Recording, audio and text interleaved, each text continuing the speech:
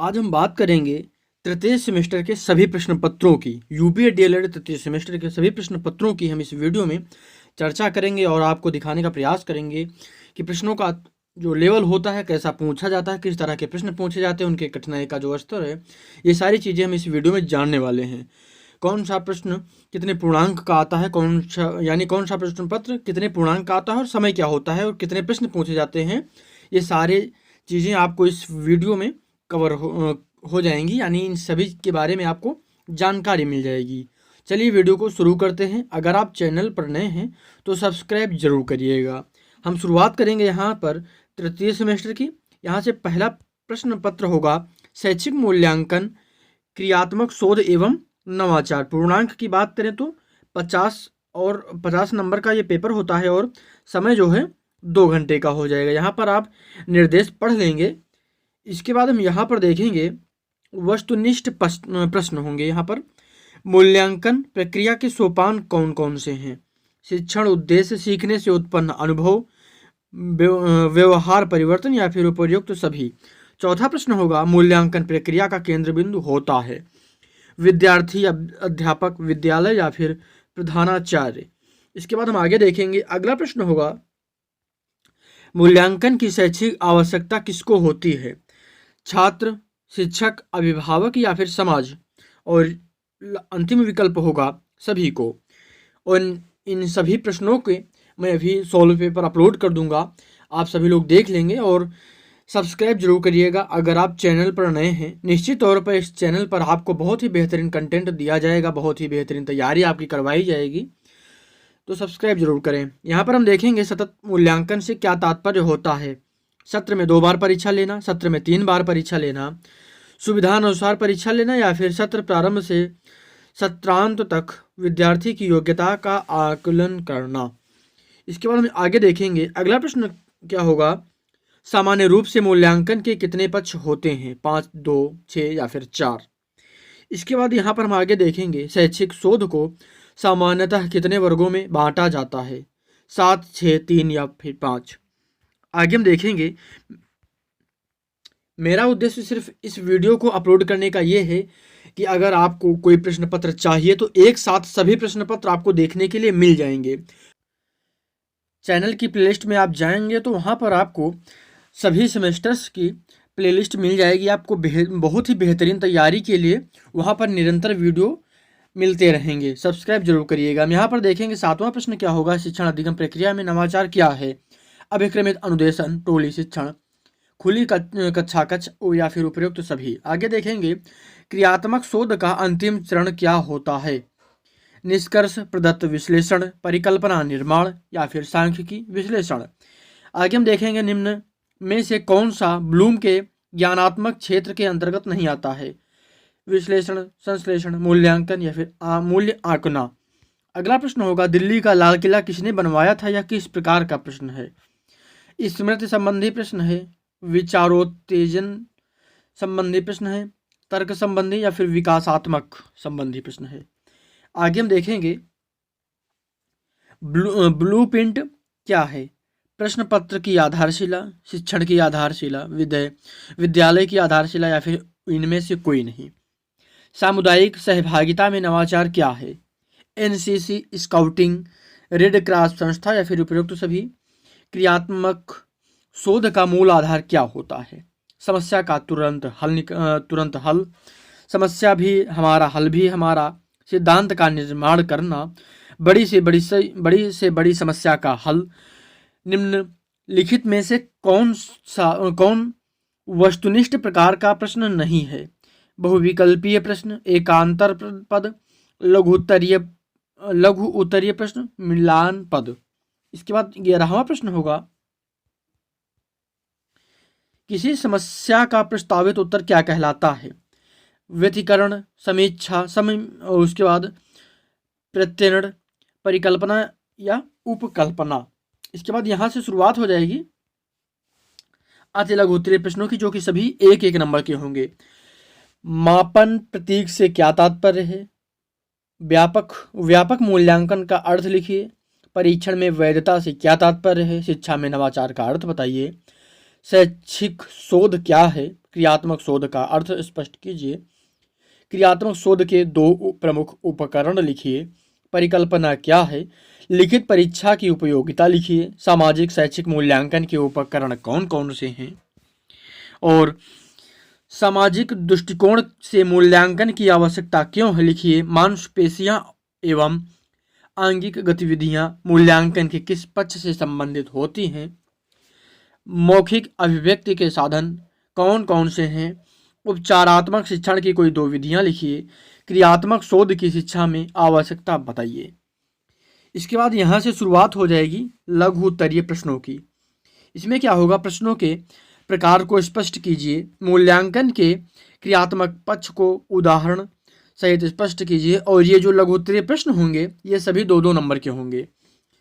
अति लघु उत्तरीय प्रश्न जो हैं 1-1 नंबर के हैं और बहुविकल्पीय प्रश्न भी 1-1 ही नंबर के हैं। और जो लघु उत्तरीय प्रश्न हैं ये सभी 2 नंबर के होंगे। ये हो जाएंगे 2 नंबर के। इसके बाद हम यहाँ पर देखेंगे शैक्षिक नवाचार का महत्व बताइए। क्रियात्मक शोध के चरणों को लिखिए। और आगे हम देख लेते हैं परीक्षण एवं मापन में अंतर स्पष्ट कीजिए। सेमेस्टर पद्धति से क्या आशय है? सतत एवं वार्षिक मूल्यांकन में पुनर्बलन से क्या तात्पर्य है? एक उत्तम परीक्षण की विशेषताएं बताइए। और प्रार्थना स्थल की गतिविधियों में नवाचार बताइए। और रचनात्मक मूल्यांकन एवं आकलित मूल्यांकन की तुलना कीजिए। इसके बाद यहाँ से शुरुआत हो जाएगी। यहाँ पर आप देखेंगे 40 टोटल प्रश्न हैं, 40। आगे हम देख लेते हैं यहाँ पर द्वितीय प्रश्न की पत्र की यहाँ से शुरुआत हो जाएगी। ये भी 50 नंबर का है और समय है 2 घंटे का। इसमें भी 40 प्रश्न पूछे जाएंगे।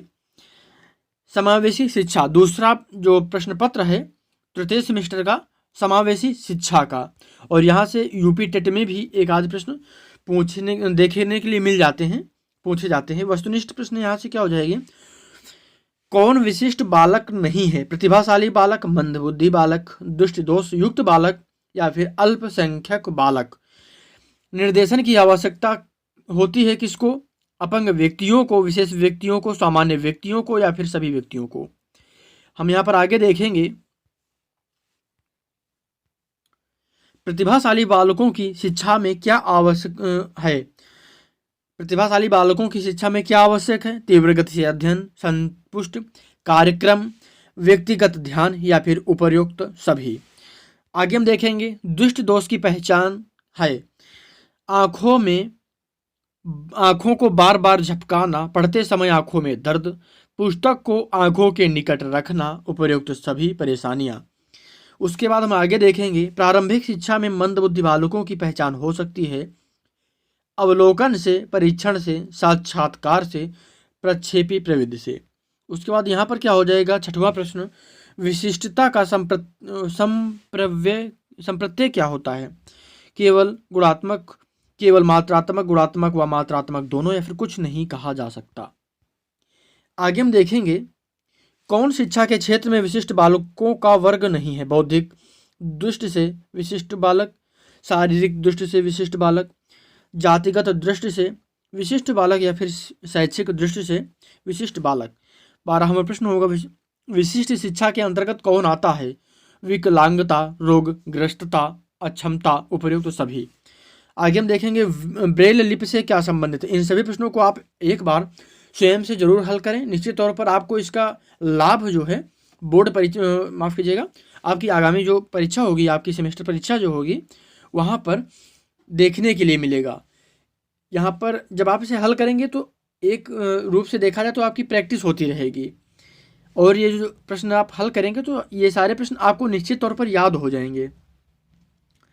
सही दृष्टि क्या कहलाती है? 6/6, 6/9, 6/12 या फिर 6/18? भारतीय पुनर्वास परिषद अधिनियम कब पारित हुआ था? 1991 में, 1992 में, 1993 या फिर 1995 में?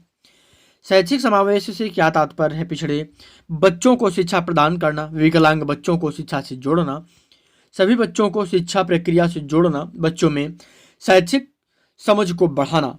आगे हम देखेंगे विशिष्ट बालकों की शिक्षा के लिए चलाए जाते हैं विशिष्ट कार्यक्रम, संवर्धन कार्यक्रम, उपचारिक कार्यक्रम या फिर उपयुक्त सभी। भाटिया बैटरी में कुल कितने उप परीक्षण हैं? 2, 3, 5 या फिर 7? श्रवण बाधित बालकों में प्राय सुनने की क्षमता होती है 50 से 30 डेसिबल, 50 से 60 डेसिबल, 60 डेसिबल या अधिक, 50 डेसिबल या फिर अधिक। सही उत्तर क्या होगा? इन सभी प्रश्नों को आप हल करेंगे। आगे हम देखेंगे अति लघुत्तरीय प्रश्न जो कि 1 नंबर के होंगे। यहाँ पर शैक्षिक उपलब्धि का सूत्र बताइए, मंद बुद्धि बालकों की बुद्धि लब्धि कितनी होती है, सृजनात्मकता के प्रमुख तत्व बताइए, परामर्श प्रक्रिया के प्रमुख अंग बताइए, निर्देशन के 2 कोई उद्देश्य बताइए, निर्देशन के 2 उपकरण बताइए, an enriched curriculum for rapid learners पुस्तक के लेखक कौन है, प्रतिभाशाली बालक की एक परिभाषा बताइए, पिछड़े बालकों की कोई 2 विशेषताएं बताइए, मंद बुद्धि बालकों के शिक्षण के 2 गुण बताइए, मंद बुद्धि परीक्षण के नाम लिखिए और परामर्शदाता के 4 गुण बताइए। और उसके बाद यहाँ पर हम देखेंगे एजुकेशनल एंड वोकेशनल गाइडेंस का लेखक कौन है, ये बताना है आपको। रेवेंस प्रोग्रेसिव मैट्रिक्स क्या है, बिनेन ने साइमन के सहयोग से सर्वप्रथम कब बुद्धि परीक्षण तैयार किया। और यहाँ से शुरुआत हो जाएगी लघु उत्तरीय प्रश्नों की। यहाँ पर हम देखेंगे पिछड़े बालकों की शिक्षा व्यवस्था पर प्रकाश डालिए, समस्यात्मक बालकों के प्रकार उदाहरण सहित बताइए, अपराधी बालकों की उपचार विधियों पर प्रकाश डालिए, निर्देशन तथा परामर्श में अंतर बताइए। और ये सारे प्रश्न 2-2 नंबर के होंगे। आगे हम यहाँ पर देख लेते हैं, विकलांग बालकों की पुनर्वास योजना तैयार कीजिए, वाक दोष के प्रकार बताइए, प्रतिभाशाली बालकों की विशेषताएं तथा शिक्षा व्यवस्था को स्पष्ट कीजिए, श्रवण क्षति युक्त बालकों के प्रकार बताइए, इन बालकों की पहचान कैसे करेंगे, और मंद बुद्धि बालकों के अर्थ बताइए, अर्थ और परिभाषा बताइए, मंद बुद्धि बालक के क्या लक्षण हैं, और सृजनात्मक बालकों का अर्थ और विशेषताएं आपको बताना है। इसके बाद यहाँ से शुरुआत हो जाएगी तृतीय प्रश्न पत्र यानी विज्ञान की। 25 नंबर का पेपर होगा और समय जो है 1 घंटे का होगा। यहाँ पर आप देखेंगे वस्तुनिष्ठ प्रश्न, हरित लवक पाया जाता है जंतु कोशिका में, कवक में, विषाणु में, वनस्पति कोशिका में।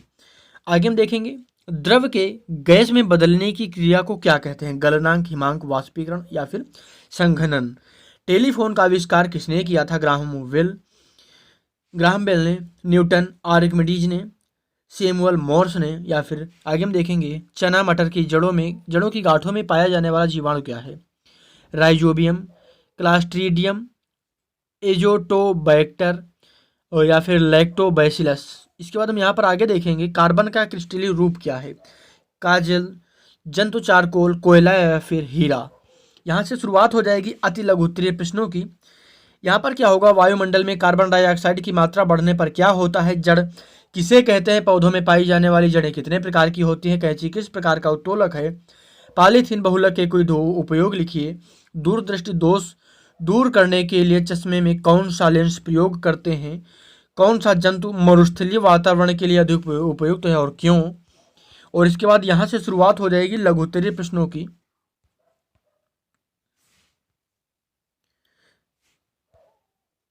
यहाँ पर क्या हो जाएगा, प्रश्न शुरुआत होगी प्राकृतिक संपदा क्या है, इसके संरक्षण के उपायों को लिखिए। सारे प्रश्न जो हैं 2-2 नंबर के होंगे। ऊष्मा संचरण की कितनी विधियां हैं, किसी एक विधि के बारे में लिखिए। प्रतिजैविक दवाएं किसे कहते हैं, इनका उपयोग क्या है। पत्तियों के कार्य क्या हैं, लिखिए। प्रकाश के अपवर्तन के नियमों को लिखिए। उत्तल दर्पण के द्वारा किस प्रकार का प्रतिबिंब बनता है, सूक्ष्म जीवों की उपयोगिता लिखिए। इसके बाद हम आगे देखेंगे और यहाँ से चौथे प्रश्न पत्र की शुरुआत होगी गणित की। 50 नंबर का प्रश्न पत्र होता है ये और 1 घंटे का टाइम इसका भी होता है, विज्ञान और इसका भी यही है। आगे हम देखेंगे यहाँ पर क्या हो जाएगा, गणित का बहुविकल्पीय प्रश्न होगा। A7 गुणे A-9 का मान क्या होगा। इन सभी को मैं नहीं बताऊंगा, आप चाहें तो स्क्रीनशॉट रख सकते हैं। यहाँ पर आप देख लेंगे 7/20 भिन्न का प्रतिशत रूप क्या होगा, इन सभी को आप पढ़ लेंगे और इनका आप चाहे तो स्क्रीनशॉट रख सकते हैं, इसीलिए मैं धीरे धीरे आपको बता रहा हूँ। वाहक चिह्न किसे कहते हैं, ये सारी चीज़ें आप देख लेंगे क्योंकि इसमें क्या हो जाएगा, तो लघुत्तरीय प्रश्न ये सारे जो नंबर हैं, ये जो सारे प्रश्न हैं 1-1 नंबर के हैं। उसके बाद एक त्रिभुज समकोण त्रिभुज के समकोण बनाने वाली भुजाएं 4 सेंटीमीटर, 6 सेंटीमीटर और है। त्रिभुज का क्षेत्रफल ज्ञात करना है। इसको आप लगा सकते हैं आराम से। 4/6 इसमें क्या हो जाएगा, आगे देखेंगे। यदि 9x 12 या 16 समानुपात में है तो x का मान ज्ञात करना है। आगे हम देखेंगे x² + 3x - 10 का गुणनखंड ज्ञात कीजिए। आगे 6.0 मीटर लंबाई, 2.5 मीटर ऊंचाई एवं 15 सेंटीमीटर मोटाई वाले एक दीवार का आयतन ज्ञात कीजिए। 900 4/5 में किस संख्या से गुणा करें कि गुणनफल 42 हो जाए। उसके बाद हम यहाँ आगे देखेंगे लघु उत्तरीय प्रश्नों की शुरुआत होगी। यहाँ पर 1000 रुपये का 10% वार्षिक की दर से 2 वर्ष का चक्रवृद्धि ब्याज ज्ञात कीजिए। ये सारे जो प्रश्न हैं 2-2 नंबर के होंगे। और मैं आपको बताना चाहूँगा मैथ की जो ये जितने भी ये प्रश्न हैं इन सभी को मैं हल करवाऊँगा अभी। सब्सक्राइब जरूर करिएगा। निश्चित तौर पर आपको ये सारे प्रश्नों के लाभ, इन सारे प्रश्नों के उत्तर मिलेंगे और चैनल पर लाभ निश्चित तौर पर आपको मिलेगा। यहाँ पर हम आगे देखेंगे एक ठोस घनाभ की लंबाई, चौड़ाई और ऊंचाई में अनुपात 4, 5, 6 का है तो उसका आयतन क्या है, 960 घन सेंटीमीटर हो तो घनाभ की मापे, लंबाई, चौड़ाई और ऊंचाई ज्ञात करना है। यहाँ पर गुणनखंड ज्ञात करना है। और एक वृत्त में एक 10 सेंटीमीटर लंबी जीवा खींची गई है जिसकी केंद्र से दूरी 12 सेंटीमीटर है। वृत्त की त्रिज्या ज्ञात करना है। संख्या 1 से 20 तक की सम संख्याओं का समांतर माध्य ज्ञात करना है। निम्नलिखित घातांकीय रूप को लघु गुणक रूप में प्रदर्शित करना है। और इसके बाद आगे हम देखेंगे एक समुद्रबाहु त्रिभुज के समान कोण तीसरे कोण से 4 गुना है तो त्रिभुज के तीनों कोणों का मान ज्ञात कीजिए। आगे हम देख लेते हैं। यहाँ से 5वें प्रश्न पत्र की शुरुआत हो जाएगी। सामाजिक अध्ययन की ओर 50 नंबर का प्रश्न पत्र होगा। समय जो है 2 घंटे का होगा। बहुविकल्पीय प्रश्न है यहाँ पर आपको देखने के लिए मिलेंगे। ये सारे प्रश्न आप देख लेंगे। यहाँ पर आप देखेंगे बहुविकल्पीय प्रश्न होंगे। यहाँ पर इन सभी प्रश्नों को आप देख लेंगे। क्या होगा, पिट्स इंडिया एक्ट पारित कब हुआ, अस्थाई बंदोबस्त प्रणाली कब शुरू हुई, तुजुके बाबरी की भाषा क्या है, अकबर के प्रसिद्ध दरबारी संगीतज्ञ कौन थे, चित्रकला का सर्वाधिक विकास किसके काल में हुआ और बुलंद दरवाजा का निर्माण किसने करवाया था। और इसके बाद इलाहाबाद की संधि कब हुई थी, राष्ट्रपति द्वारा राज्य सभा में कितने सदस्यों को मनोनीत किया जाता है, नगदी फसल क्या है, गन्ना, गेहूं, चाय या फिर दालें, राज्यसभा का पदेन सभापति अध्यक्ष कौन होता है, नरौरा परमाणु ऊर्जा केंद्र कहाँ स्थित है। और आगे हम देख लेते हैं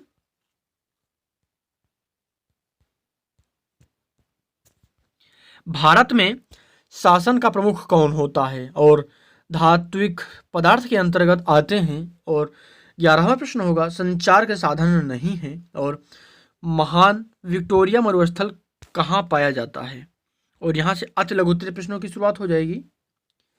खानवा युद्ध किसके किसके मध्य हुआ, शिवाजी का राज्याभिषेक कहाँ हुआ, 1857 ईस्वी की क्रांति किस मुगल शासक के समय में हुई, भारत में अंग्रेज और फ्रांसीसियों के मध्य संघर्ष के कोई 2 कारण लिखिए, बंगाल में दोहरी शासन व्यवस्था किसने शुरू की, भारत में हरित क्रांति के जनक कौन थे, स्थल मार्ग के किन्हीं 2 साधनों के नाम लिखिए, सौर ऊर्जा से क्या अभिप्राय है, मजबूती के आधार पर लौह धातु के कितने प्रकार होते हैं, सहारा मरुस्थल किस महाद्वीप में स्थित है, व्यापार के द्वारा वस्तुओं को दूसरे देश में बेचना क्या कहलाता है, समवर्ती सूची के विषयों पर कौन सी सरकार कानून बना सकती है, राज्यसभा के सदस्यों का कार्यकाल लिखिए, इसके 1/3 सदस्य कितने वर्ष बाद अवकाश ग्रहण करते हैं, भारतीय संसद किससे मिलकर बनती है, भारत में प्रथम पंचवर्षीय योजना कब प्रारंभ हुई, शाहजहां के काल को मुगल का स्वर्ण युग क्यों कहते हैं। ये सारे प्रश्न जो हैं 2-2 नंबर के होंगे। और यहाँ से शुरुआत हो जाएगी लघु उत्तरीय प्रश्नों की। औरंगजेब की धार्मिक नीति के क्या परिणाम हुए और पानीपत के तृतीय युद्ध में मराठों की पराजय के कारणों का उल्लेख कीजिए, शिवाजी के केंद्रीय शासन व्यवस्था की विशेषताएं क्या थी, लिखिए। और कोयला हमारे लिए किस प्रकार उपयोगी है, स्पष्ट कीजिए। किन्हीं 2 संचार साधनों के नाम लिखिए और उनकी उपयोगिता लिखिए। आधुनिक अर्थव्यवस्था में बैंक के का महत्व लिखिए। उच्चतम न्यायालय का न्यायाधीश बनने हेतु क्या क्या योग्यताएं होनी चाहिए। यदि आपको संसद में किसी विषय पर कानून बनवाना हो तो आप क्या करेंगे। केंद्र सरकार की आय के प्रमुख स्रोतों का वर्णन कीजिए। यहां से छठवें प्रश्न पत्र हिंदी की शुरुआत हो जाएगी। 25 नंबर का पेपर होगा और जो समय है 1 घंटे का होगा। हम यहाँ पर देखेंगे परशुराम की प्रतीक्षा के रचनाकार कौन हैं। जयशंकर प्रसाद, रामधारी सिंह दिनकर, प्रेमचंद या फिर महादेवी वर्मा। संस्कृत के वे शब्द जो हिंदी में ज्यों का त्यों प्रयुक्त होते हैं वे क्या कहलाते हैं। तद्भव, तत्सम, संकर या फिर देशज। प्रत्येक शब्द में प्रयुक्त उपसर्ग क्या है। प्रत्यय, प्रति या फिर एक। निम्न में से संयुक्त व्यंजन कौन सा नहीं है। और शुद्ध वर्तनी का चयन करना है यहाँ पर आपको। और यहाँ से शुरुआत हो जाएगी अति लघुत्तरीय प्रश्नों की। पुष्प तथा बिजली शब्द के दो पर्यायवाची शब्द लिखिए। जीवन निर्वाह तथा वीणा वादनी में प्रयुक्त समास का नाम लिखिए। आग बबूला होना मुहावरे का अर्थ क्या है, वाक्य में प्रयोग कीजिए। और अनुप्रास अलंकार का एक उदाहरण दीजिए। उप तथा प्रति उपसर्ग लगाकर दो शब्द लिखिए। प्रकृति का सुकुमार कवि किसे कहा जाता है। यहाँ से शुरुआत होगी। इन सभी प्रश्नों की मैं भी उत्तर बताऊंगा। मैं इसीलिए बता दूँ ताकि आप सभी लोग ये ना सोचे कि सिर्फ मैं आपको प्रश्न पत्र ही दिखा रहा हूँ। सभी के मैं अभी आपको सोल्व पेपर भी अपलोड कर दूंगा। भाषा शिक्षण के प्रमुख कौशल कौन कौन से हैं, किन्हीं 2 कौशलों के उद्देश्य लिखिए।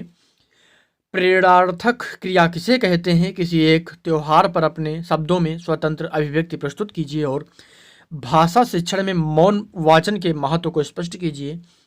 लोकोक्ति तथा मुहावरे में अंतर स्पष्ट करना है। विस्मयादि बोधक चिन्ह किसे कहते हैं, उदाहरण सहित स्पष्ट कीजिए। और मौखिक अभिव्यक्ति के उद्देश्यों पर प्रकाश डालिए। आगे हम देखेंगे 7वां प्रश्न पत्र। यहाँ से संस्कृत शुरू होगा और यहाँ पर क्या हो जाएगा, पूर्णांक जो है 25 नंबर का होगा। यहाँ पर आप देखेंगे वस्तुनिष्ठ प्रश्न शुरू होंगे। जा वर्ण का उच्चारण स्थान क्या है। सर्वनाम शब्द क्या है, शब्द होगा।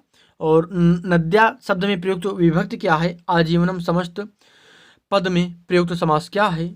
अगच्छत रूप क्या होगा किसका। आगे हम देखेंगे अति लघुत्तरी। यहाँ से शुरुआत हो जाएगी प्रश्नों की। दीर्घ संधि का सूत्र लिखना है। इन सभी को आप पढ़ लेंगे एक बार। सह, साकम, समम, सार्थमम शब्दों के योग में किस विभक्ति का प्रयोग हुआ है। न्यायात पथ प्रविचलन्ति पद न धीरा। श्लोकांश का अर्थ लिखिए। 21 संख्या को संस्कृत में लिखिए। सप्ताध्यायी शब्द में कौन सा समास प्रयुक्त होगा। अस्मद शब्द के द्वितीय विभक्ति के तीनों वचनों का रूप लिखिए। और गम धातु का लट लकार का रूप लिखिए। और यहाँ से निम्नलिखित का श्लोक लिखना है। और उसके बाद संस्कृत में ससुरवाचन की क्या उपयोगिता है। और यहाँ से 17 से 20 तक के संख्याओं को लिखना है शब्दों में संस्कृत में। और इनके नाम लिखने हैं आपको संस्कृत में। कबूतर, परवल, जामुन, कटहल और गिलहरी तोता का। और अपादान कारक पंचमी विभक्ति का प्रयोग उदाहरण सहित बताना है। और ये जो वाक्य दिए गए हैं इनको आपको संस्कृत में अनुवाद करना है। और यहाँ से शुरुआत हो जाएगी कंप्यूटर की। 8वां प्रश्न पत्र जो है ये होगा कंप्यूटर का। 25 नंबर का प्रश्न होगा। और समय जो आपको मिलेगा 1 घंटे का। यहाँ से शुरुआत होगी वस्तुनिष्ठ प्रश्नों की। यहाँ पर हम देख लेंगे भौतिक राशियों की गणना के लिए प्रयुक्त होते हैं डिजिटल कंप्यूटर, एनालॉग कंप्यूटर। उपयुक्त दोनों फिर उपयुक्त में से कोई नहीं।